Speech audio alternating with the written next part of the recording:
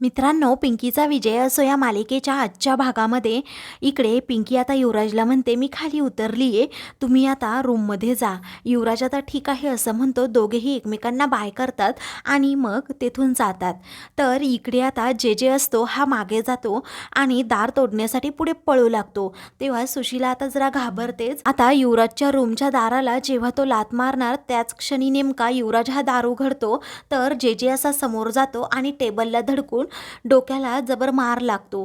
तो खूप जोराजोरात ओरडू लागतो. हे पाहून आता सुशीला जरा घाबरतेच. त्याच्या डोक्याला दुखापत होते, जखम होते. तर आता युवराज हसू लागतो. तो म्हणतो, काही एवढी घाई होती का, गरज होती का इकडे येण्याची? त्यावरती पियू इथेच आहे ना, असं त्याला लागलेलं असताना तो बोलत असतो. तेव्हा आता युवराज म्हणतो, कोण पियू? पियू काही इथे नाही आली, माझी कारभारीण इथे नाही आहे. त्यावरती कारभारीण म्हणायचं नाही हां, असं जे जे म्हणतो.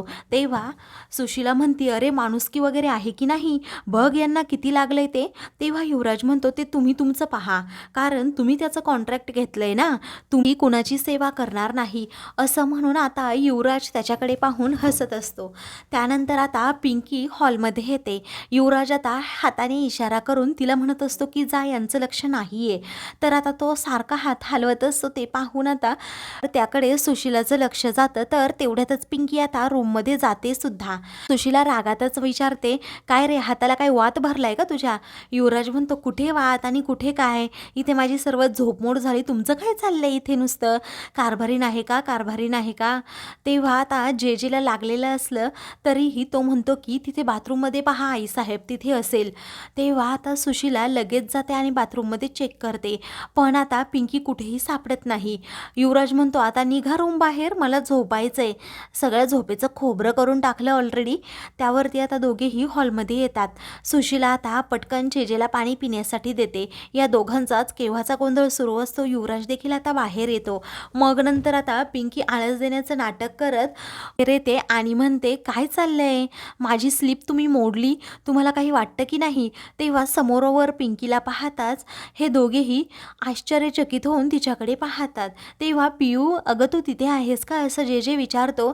तेव्हा ती विचारते, काय हो, सारखं आपलं पियू पियू पियू चालवलंय. त्यावरती आता जे जे म्हणतो, मग तू माझी पियूच आहे ना? सुशीला म्हणते, काय गं, तू मघाशी रूममध्ये नव्हतीस? पिंकी म्हणते, थांबा हा सासूबाई, तुम्हाला जरा वेगळंच काहीतरी दिसलं असेल, मी तिथेच झोपले होते, आले हा मी खाली, असं म्हणून ती आता खाली येते. तेथे आल्यानंतर सुशीला आता सारखं विचारते, तू रूममध्ये नव्हतीस? पिंकी म्हणते, मी रूममध्येच होते, मग आता तुमच्यासमोर तरा मी चालत आले, हे काय माझं घोस्ट आहे का? पिंकी आता सुशीलाची चांगलीच शाळा घेते आणि तिला वेड्यात काढत म्हणते, बाथरूममध्ये पाहिलं का तुम्ही? सुशीलाची बोलतीच बंद होते. तेव्हा आता ती जेजेला म्हणते की हो, मला असं वाटतंय ती बाथरूममध्ये असेल, तिथे रूममध्येच असेल. तेव्हा जे जे म्हणतो, पियू बघ ना, मला किती लागलंय. ती म्हणते, मी काय तुमची बायको नाही तुमची सेवा करायला? सुशीला म्हणते, अगं बघ किती लागलंय त्याला.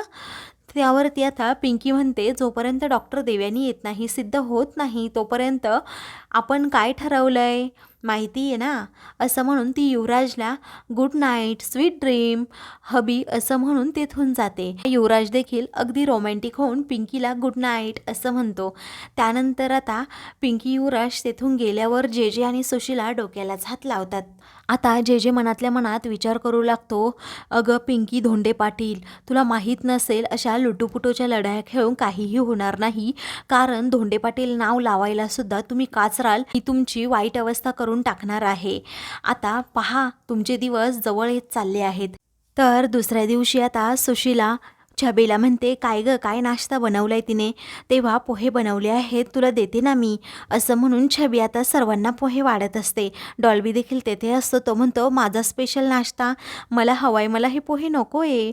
तेव्हा, अहो डॉल्बी, मी तुमच्यासाठी अंडी उकडून ठेवली आहेत, घेऊन येऊ का तुमच्यासाठी? आता निरी विचारते. तेव्हा डॉल्बी म्हणतो, हो, लगेच घेऊन या. तेव्हा आता पिंकी दोघांकडे पाहतच राहते. डॉल्बी आणि निरी एकमेकांकडे आता खूप वेळ पाहू लागतात. मग नंतर तेथे जे जे येतो आणि म्हणतो की माझ्यासाठी तुम्ही नाश्त्याला काय बनवलं आहे पियू? आणि इथे पोह्यांचा खूप छान वास सुटलाय. म्हणून आता तो डॉल्बीला म्हणतो, काय डीजेवाले डॉल्बी, तुमच्यासाठी आहे कुणीतरी खास असं स्पेशल नाश्ता बनवणारं, पण माझ्यासाठी अजून कुणी नाही आहे ना. त्यावरती पिंकी म्हणते, अहो मी आहे ना, मी बनवलाय तुमच्यासाठी अगदी स्पेशल नाश्ता. असं म्हणून पिंकी म्हणते, थांबा हा, अगोदर मी डॉल्बी भाऊजींना नाश्ता देते आणि मग तुम्हाला देते. जे जे हा खूपच खुश झालेला असतो आणि सर्वांनाच म्हणतो की माझ्यासाठी पियूने वेगळा नाश्ता बनवलाय, तुम्हाला पोहे बनवले आणि माझ्यासाठी अगदी स्पेशल बनवलाय. असं म्हणून आता तो सर्वांना त्याबद्दल सांगत असतो. चित्रा आता तेथे येते आणि म्हणते, लिटल जाऊबाई पटकन माझ्यासाठी नाश्ता घेऊन या बरं. वरती पिंकी म्हणते, हो लगेच आणते हा बिग टॉल जाऊबाई. सर्वजण चित्राकडे पाहू लागतात, कारण चित्रासारखी पिंकीला ऑर्डर सोडत असते. तर छबी म्हणते, अगं तुला उठून नाही घेता येत का वहिनी? त्यावरती चित्रा म्हणते, आज काय आहे ना, मी स्पेशल मेकअप केसांमध्ये गजरा सुद्धा माळला आहे, मग मी आज काहीही काम करणार नाही. सुशीला रागातच तिच्याकडे पाहू लागते. छबी म्हणते, केसांना माळलाय ना, हाताला नाही माळला वहिनी, तू तुझे घे पोहे. असं म्हणून ती आता चित्राला स्वतःला तिचा नाश्ता घ्यायला सांगते. तर इकडे पिंकी आता निरीला म्हणते, तू अगोदर इथून निघ. तेव्हा निरी आता तेथून जाते. तर डॉल्बी तिच्याकडे पाहतच राहतो.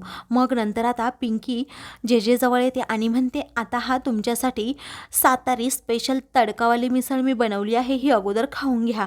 तेव्हा जे जे आता खूप घाबरतो. ते तुमच्या बायकोला तुमची आवड निवड माहिती आहे, तुम्हाला आवडते ना अशी सातारी तडक्यावाली झणझणीत मिसळ. जे जे आता घाबरतोच. तो आता थोडी टेस्ट करून पाहतो तर त्याच्या तोंडाचा जाळच निघतो. तो म्हणतो, बापरे ही खूप तिखट आहे. तर सुशीला म्हणते, काय ग ए पोरी, काय म्हणालीस तू? बोला का आता तू त्यांच्याबद्दल एवढा काय रिसर्च केलाय? पिंकी म्हणते, हो, जसं त्यांनी माझं नेटवर सगळं काही सर्च केलं तसं मी सुद्धा यांचं बॅकग्राऊंड चेक केलं आणि इंटरनेटवर सगळं काही सर्च करून मला समजलं की त्यांना खूप मिसळ आवडते. जे जे म्हणतो, नाही, मी असं माझ्या प्रोफाईलमध्ये कुठेही मेन्शन नाही केलं की मला मिसळ आवडते. तेवढ्यातच युवराज तेथे येतो आणि म्हणतो, अहो जे जे साहेब, माझ्या कारभारणीने एवढी छान झणझणीत मिसळ बनवली आहे, तुम्हाला खायलाच हवी. असं म्हणून तो आता जे जेच्या तोंडामध्ये बका बका मिसळ कोंबतो. त्यावरती आता जे जे म्हणतो की थांबा थांबा, पण आता कुणीच ऐकायला तयार नसतं. छबी म्हणते, चालू द्यात चालू द्यात, पिंकीच्या हातची मिसळ म्हणजे खूप छान. तर इकडून पिंकी आता जे जेला मिरची भरवत असते आणि त्याच्या तोंडाचा चांगला जाळा आणि धूर निघता खूपच जोरात ओरडतो. तेव्हा सगळेजण आता त्याच्यावर हसू लागतात. तेव्हा आता सुशीला म्हणते की यांना अगोदर पाणी द्या, परंतु कुणीही पाणी द्यायला तयार नसतं. तर आता पिंकी म्हणते की द्या द्या, पाणी द्या यांना. आता त्याची चांगलीच धांदल उडालेली असते. तेवढ्यातच आता जे जेला एक फोन येतो, म्हणून तो आता म्हणतो की मला फोन आलाय, मी जातो. असं म्हणून तो आता तेथून जातो. त्या पाठोपाठ आता लगेच सुशीलाला देखील बापूसाहेबांचा फोन येतो. ती तेथून जाता जाता युवराज पिंकी एकमेकांकडे पाहतात. पिंकी म्हणते, काय हो धनी, आजकाल खूपच फोन येत आहेत आपल्या आईसाहेबांना. त्यावरती आता युवराज म्हणतो, मी सुद्धा तोच विचार करत होतो, कसे काय, काय माहीत, कळतच नाही. दुसरीकडे आता बापूसाहेब म्हणतात, काय मग आमची भेट कधी घडवून आणणार आहात तुम्ही त्या जे जे बरोबर? तेव्हा तो माझ्या हातालाच लागत नाही, इथे काय काय घोळ झालाय तुम्हाला काय सांगू. असं म्हणून सुशीला घडलेला सगळा प्रकार सांगतात. बापूसाहेब म्हणतात, मला यामध्ये काही एक इंटरेस्ट नाही आहे. परंतु आता सुशीला देखील डोक्याला हात लावते आणि फोन ठेवते. म्हणते, तिथे बसून तुम्हाला काय, इथे माझं काय होते माझं मला माहीत. असं म्हणून ती आता चिडतेच. इकडे पिंकी आता रूममध्ये येते आणि तेथे आल्यानंतर म्हणते की धनी, बापरे, आज तेजेजीची आपण चांगलीच वाट लावली. समोर पाहते तर सुटाबुटात तेथे कुणीतरी असतं. तर आता तो दुसरा तिसरा कोणीही नसून युवराज असतो हे पिंकीला समजतं. ती आता हसते आणि म्हणते, बापरे, अहो धनी, तुम्ही हे काय करून ठेवलंय स्वतःचं? आज तर तुम्ही अगदी सुटाबुटात. त्यावरती आता युवराज म्हणतो, हो, मी एक निर्णय घेतलाय, तो म्हणजे मी आता काम करणार आहे. किती दिवस असं बसून खायचं? आता आपण एखादं भाड्याचं घर घेईपर्यंत मला चैन पडणार नाही, आपण दोघांनीही दुसरीकडे राहायला जायचं. पिंकी म्हणते, पण युवराज धोंडे पाटील स्वतः नोकरी करणार, हे मला नाही पटलं. तेव्हा तो म्हणतो की मला हे करावं लागेलच आणि मी हे करणारच आहे.